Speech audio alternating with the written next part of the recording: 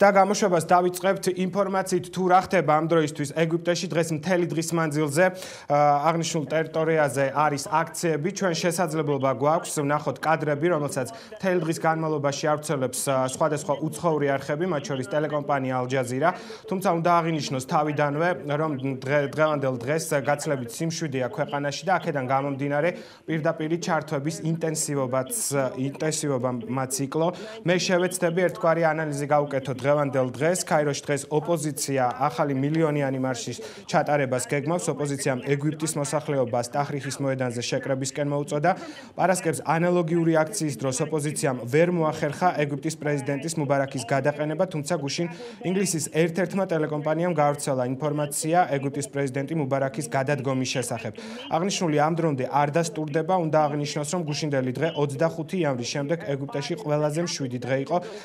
რამდენად შეძლებს ოპოზიცია სასურველი შედეგის მიღწევას და მილიონიანი მარშის გამართვას მოგვიანებით გახდება ცნობილი ასევე მსოფლიოს წამყვანი ტელეკომპანიები ბოლო დღეების განმავლობაში საკმაოდ ბევრს საუბრობენ ეგვიპტეში განვითარებულ მოვლენებთან დაკავშირებით რაც შეეხება ხელისუფლებასა და ოპოზიციას შორის მოლაპარაკებების დაწყებას BBC-ს ინფორმაციით ქვეყნის ვიცე-პრეზიდენტი ომარ სულეიმანი ოპოზიციის ლიდერ მუჰამედ ელ-ბარადეის შეხვდა შეხვედრაში მონაწილეობა აკრძალული პარტიის მუსლიმანური საძმოს წარმომადგენლებმაც მიიღეს მოლაპარაკებების მიუხედავად ოპოზიცია როგორც უკვე აღნიშნა მილიონიანი მარშის გამართვას მაინც აპირებს და ამ დროისთვის ასევე უცნობია რა შედეგით დასრულდა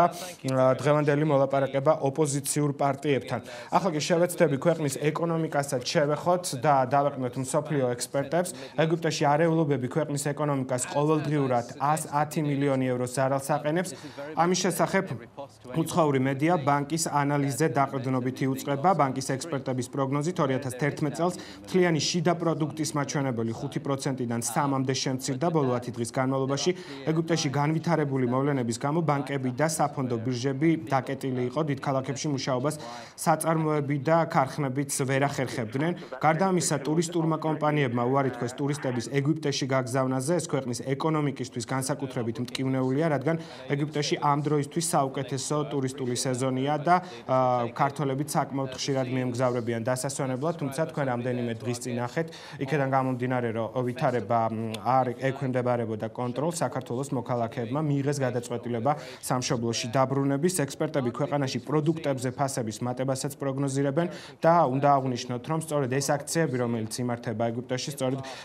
ეკონომიკას და ფასების მატებას უკავშირდება ასევე დღეს მსოფლიო მედია ამბობს რომ 12 დღიანი არეულობის შემდეგ ეგვიპტეში შედარებით სიმშვიდეა ქაიროში ტაჰრიხის მოედანზე ათობით დემონსტრანტმა ღამე გარეთ გაათენა თუმცა შეტაკებებს ადგილი არ ჰქონია საბედნიეროდ მსხვერპლი არ ყოფილა ბოლო 24 საათის განმავლობაში მედიის წარმომადგენლებსაც მეტნაკლებად მშვიდ გარემოში უწევთ მუშაობა და კიდევ ერთი ინტერვიუ რომელიც ალბათ საზოგადოებას დაინტერესებს ეგვიპტეში დღეიდან ვითარება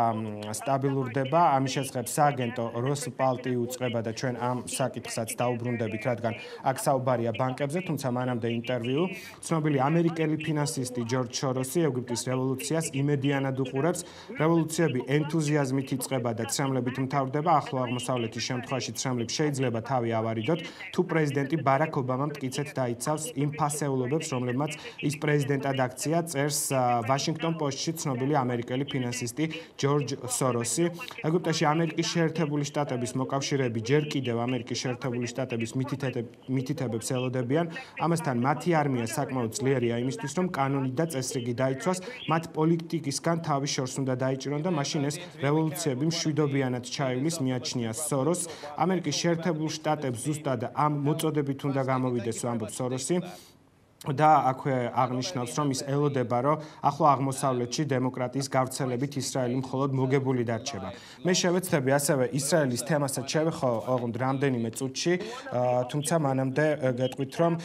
როგორც სააგენტო როსბალტის ცნობით ქვეყანაში დღეიდან ბანკებიც ამუშავდება მოსახლეობა კი სამსახურებს დაუბრუნდება სააგენტოს ინფორმაციით იმის გამო რომ ბანკებში უამრავი ადამიანის მისვლას ელოდებიან ხელისუფლების გადაწყვეტილებით ბანკები ნაღდ ფულს მხოლოდ $10,000 წლის ოდენობით გასცემენ, ასევე მუშაობას დაიწყებს ყველა ინსტანციის სასამართლოები, თავის მხრივ ოპოზიციას მოსახლეობას მორიგი საპროტესტო აქციის გამართვისკენ მოუწოდებს, წერს გაზეთი, თუმცა დემონსტრანტთა რიგები მცირდება. რამდენიმე ოპოზიციურმა პარტიამ განაცხადა, რომ საპარლამენტო არჩევნებისთვის ემზადება. მედია საშუალებების ცნობით 25 იანვრის შემდეგ გუშინდელი დღე ქაიროში ყველაზე წყნარი იყო და თქვენ ალბათ კადრებში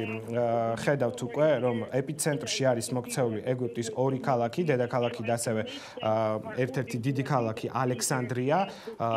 მე გეტყვით, რომ ეს არ არის პირდაპირ ეთერი, ჩვენ შევეცადეთ რამდენიმე წუთით ადრე ჩაგვეწერა ღია ეთერში თუ რას გადაცემდა ტელეკომპანია ალ-ჯაზირა და თქვენ ამ ყველაფერს უყურებთ მაესტროს პირდაპირ ეთერში. ბოლო 24 საათის განმავლობაში ქვეყანაში არის სიმშვიდე, პრეზიდენტი თანამდებობაზე რჩება და აქვე კიდევ უნდა აღვნიშნოთ ერთი დეტალი, რომ გავრცელდა ინფორმაცია, თითქოს პრეზიდენტმა დაითხოვა მთავრობა და მთავრობის შემადგენლობაში იყო პრეზიდენტის ვაჟიც, რომელმაც დატოვა დაკავებული თანამდებობა. და კიდევ ერთხელ აღვნიშნავ, რომ მილიონიანი მარშისთვის ოპოზიცია ისევ ემზადება, მიუხედავად იმისა, რომ მოსახლეობის გამოსვლებმა იკლო და ამ დროისთვის ქვეყანაში შედარებით სიმშვიდეა. Let's bring in Salman Sheikh with me in the studio, director of the Brookings Doha Center and fellow at the Saban Center for Middle East Policy.